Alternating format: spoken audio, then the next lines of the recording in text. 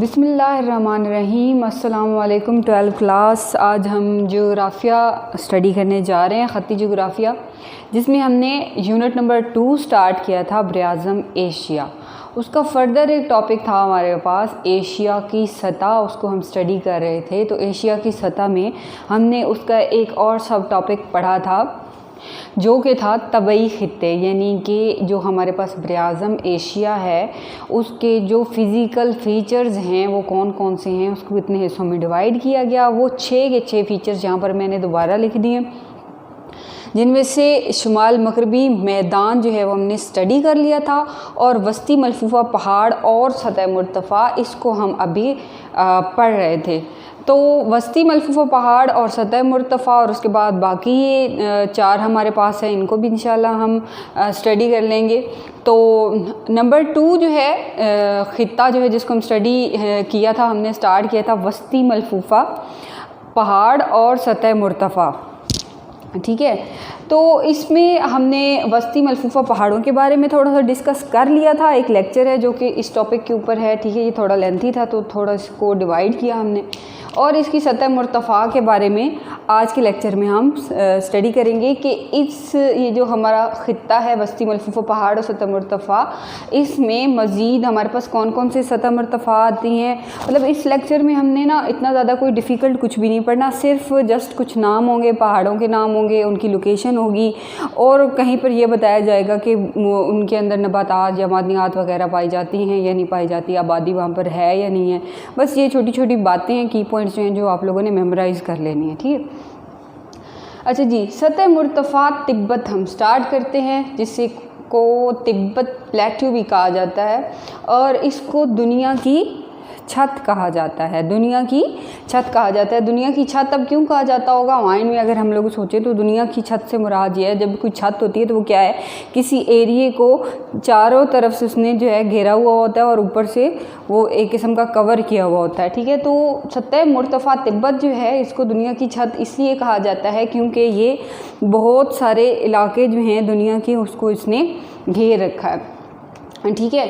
तो अब ये वाक़या कहाँ पर है, कोहे हिमालय और क्यून लून के वस्त के अंदर। अब कोहे हिमालय का जो सिलसिला हमारे पास है, पहाड़ी सिलसिला, ठीक है, और क्यून लून का जो पहाड़ी सिलसिला है, उनके दरमियान में ये सतह मुर्तफ़ा मौजूद है। अब मैंने आप लोगों को पिछले लेक्चर में भी बताया था कि सतह मुर्तफ़ा वो वाली सतह होती है जो कि ना तो पहाड़ों की तरफ बहुत ज़्यादा ऊँची होती है और ना ही बिल्कुल ज़मीन की तह के साथ लगी हुई होती है। ये ऐसी सतह होती है जो कि ऊँची तो होती हैं पर बहुत ज़्यादा ऊँची नहीं होती, लेकिन ये किस तरह से मर्ज़ वजूद में आती हैं, पहाड़ों की वजह से ही मर्ज़ वजूद में आती हैं। यानी पहाड़ों से कुछ पत्थर वगैरह जो कि नीचे गिरते रहते हैं, मट्टी नीचे गिरती रहती है, जिससे छोटे छोटे मज़ीद पहाड़ जो है वो क्रिएट हो जाते हैं, उनको हम लोग सतह मुर्तफ़ा कहते हैं। तो उन्होंने ये कहा कि को हिमालय का जो पहाड़ी सिलसिला है ना, उन पहाड़ों की वजह से जो सतह मुर्तफ़ा बनी है, और क्यून लियोन तक उनके दरमियान तक फैला हुआ है कौन सा, सतह मुर्तफ़ा तिब्बत, ठीक है।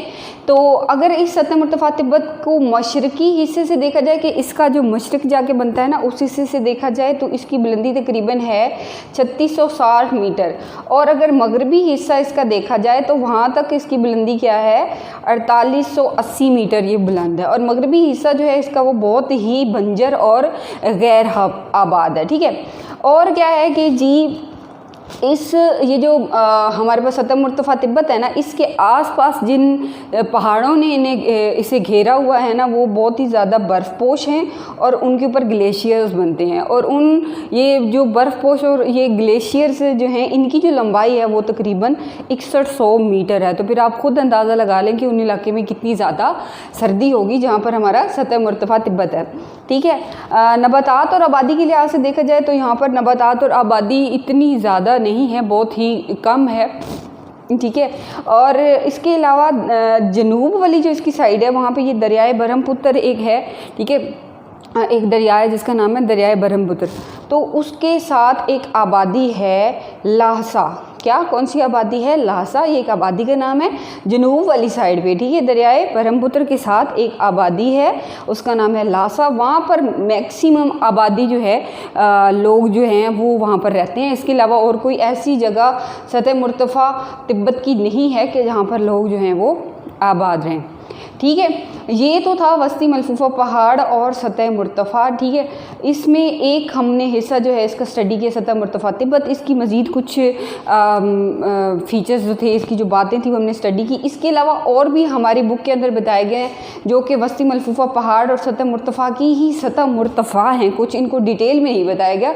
ये ऐसे सतह मुर्तफ़ा हैं दीगर बैनल कोही सतह, बैनल कोही का मतलब है कोह कहते हैं ना पहाड़ को, तो बैनल कोही हो गया कोह के दरमियान, पहाड़ों के दरमियान वाली। तो उनका कुछ और जो हैं सतह मुर्तफ़ा जो कि बैनल कोही हैं, यानी कि पहाड़ों के दरमियान है। एक सतह मुर्तफ़ा जो कि पहाड़ों के दरमियान है उसको हमने डिटेल में स्टडी किया, जबकि इसके अलावा बाकी जितनी भी सतह मुर्तफ़ा बताई गई हैं हमारी बुक के अंदर उनको डिटेल में नहीं बताया गया, तो इसलिए हम भी इसको महदूद रखेंगे। अच्छा, अब ये कौन कौन सी सतह मुर्तफ़ा हैं? सतह मुर्तफ़ा तसेदम, तारिम, जिंगारियन, सतह मुर्तफ़ा मगरबी एशिया और सहराए गोली जिसे शामू भी कहा जाता है, ठीक है। तो कितनी हमारे पास सतह मुर्तफ़ा होगी? 5 ये वाली और छठी ये वाली जिसको हमने डिटेल में पढ़ा है, ठीक है। ये तो हमारा टॉपिक कवर हो गया किसमें? वस्ती मलफूफ़ा पहाड़ और सतह मुर्तफ़ा में, यानी कि हमारा सेकंड खिता भी जो है वो कंप्लीट हो गया इस लेक्चर के अंदर। आज हम इस लेक्चर के अंदर एक और खिता स्टार्ट करने जा रहे हैं, वो है हमारा थर्ड खिता जिसका नाम है शुमाल मशरकी पहाड़, यानी कि हमारी एशिया को जिस फिज़िकल हिस्से में 6 फिज़िकल हिस्सों में तकसीम किया गया था उसमें से 2 फिज़िकल फ़ीचर्स उसके फ़िज़िकल हिस्से हमने पढ़ लिए हैं, जिसमें से थर्ड हिस्सा जो है आज हम स्टडी करने लगे हैं, जो कि कौन सा हिस्सा है? शुमाल मशरकी पहाड़ों पर मुश्तमिल है, ठीक है। अब शुमाल मशरकी पहाड़ कौन कौन से हमारे पास, ठीक है, इनको स्टडी करते हैं। अब ये शुमाल मशरकी पहाड़ किस चीज़ पर मुश्तमिल हैं? ये मुश्तमिल हैं कदीम तरीन चट्टानों पर, यानी ये ऐसे पहाड़ हैं जो कि एशिया की शुमाल मशरक वाली साइड पर वाक़या है, वहाँ पर इनका सिलसिला शुरू होता है। और ये किस चीज़ पर मुश्तमिल हैं? इनके अंदर कदीम तरीन यानी कि बहुत ही सालों पुरानी जो हैं चट्टानें वो पाई जाती हैं। अच्छा, मलफूफ़ा बनावट जो है वक्त के साथ साथ, चूँकि ये बहुत ही ज़्यादा कदीम पहाड़ी सिलसिला है तो इसकी जो मलफूफ़ा बनावट है वो वक्त के साथ साथ इसने खो दी है। मलफूफ़ा बनावट मैंने आप लोगों को बताया था कि फोल्डेड बनावट, यानी जब किसी चीज़ को हम फोल्ड कर देते हैं तो बिल्कुल ही उस एक चीज़ मतलब एक जगह से शुरू होकर दूसरी जगह पर आकर वहीं पर आगे एंड हो जाती है, तो इसकी मलफूफ़ा बनावट वो कह रहे हैं वक्त के साथ साथ टूटते गए पहाड़ और ख़त्म होते गए, तो उस लिहाज से ये मलफूफ़ा बनावट खो चुके हैं। और इसके अंदर शुमाल मशरकी पहाड़ जो है हमारा जो खिता है इसके अंदर कोह इल्ताई आता है। अब कोह इल्ताई का सिलसिला जो है ये कहाँ से स्टार्ट होता है? साइबेरिया से मंगोलिया तक जाता है और वहाँ पे मशरक़ वाली साइड में कोह सुयान वाला जो पहाड़ी सिलसिला है वहाँ जाकर ये मिलता है और उधर जाके कोह इल्ताई वाला सिलसिला एंड हो जाता है, ठीक है। एक बार फिर से मैं बताती हूँ, कोह इल्ताई का सिलसिला जो कि शुमाल मशरकी पहाड़ों के अंदर शामिल है, ये सिलसिला कहाँ से शुरू हो रहा है? साइबेरिया से मंगोलिया तक जाता है और वहाँ उसके मशरक़ में जाके कोह सोयान जो है वहाँ पर जाके उसके साथ मिल जाता है, ठीक है। फिर है हमारे पास कोह येलो नोई, ठीक है, ये कहाँ से स्टार्ट होता है? झील बेकाल के शुमाल से। अब झील बेकाल है हमारे पास, ठीक है, उसके शुमाल वाले हिस्से से ये स्टार्ट होता है और उसके साथ साथ चलता जाता है आगे तक। झील बेकाल तो फिर एंड हो जाती है क्योंकि झील है इतनी ज़्यादा बड़ी नहीं होती, ये एंड होती है, वहाँ से ये स्टार्ट होना शुरू होता है और एस्टोनोदोई पहाड़ी सिलसिले के साथ जाके मिल जाता है, ठीक है। और इसके अलावा और शुमाल मशरकी पहाड़ों का सिलसिला है जिसमें इंतहाई जनूब की इंतहाई मशरक़ के अंदर जो शामिल है। इस इंतहाई मशरक़ से मुराद ये है कि ये शुमाल मशरकी हिस्सा है ना, तो ये कुछ हिस्से ये स्टार्ट होते होते जो बिल्कुल ही एंड पर मशरक़ वाली साइड पर जाके एंड पे जाके पहाड़ी सिलसिले होंगे ना, उनमें कौन कौन सा आ रहा है? वर्खोयानस की और चर्सकी और कमचटा, ठीक है। ये थे बस ये जो शुमाल मशरकी पहाड़ वाला हमारे पास खिता है हिस्सा है, इसको बस इतना सही स्टडी करने, इसमें कोई इतनी डिटेल में बातें नहीं लिखी हुई। तो इंशाल्लाह नेक्स्ट लेक्चर में हमारी मुलाकात होती है। टेक केयर, अल्लाह हाफ़िज़।